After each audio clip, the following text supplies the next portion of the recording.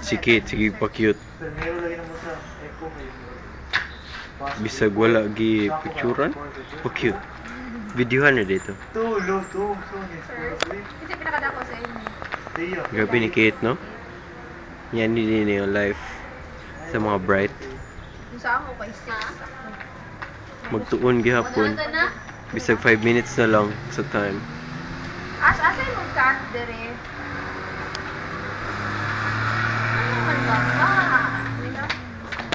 Lex na.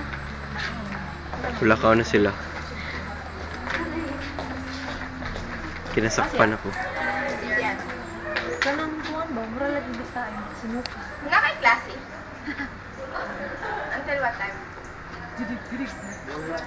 Si Kate wala na. Wala siya nagtuon. Nag-relax na siya ron. Hagdon lagi beauty ka. Hanin, nakuha na ninyo yung poster. Nasa Dira. Hala. Naghunang-huna na sila mag-inom-inom. Ug wala pa nahuman ang exam. Wala pa nagsugod pa gani. Mag-inom-inom na daw. Reason para mag-celebrate. Bahala pa rin man ang requirements.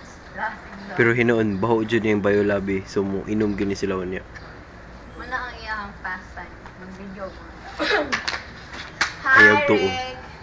Kasi siya yung tagta. Si Janine. Ayaw na.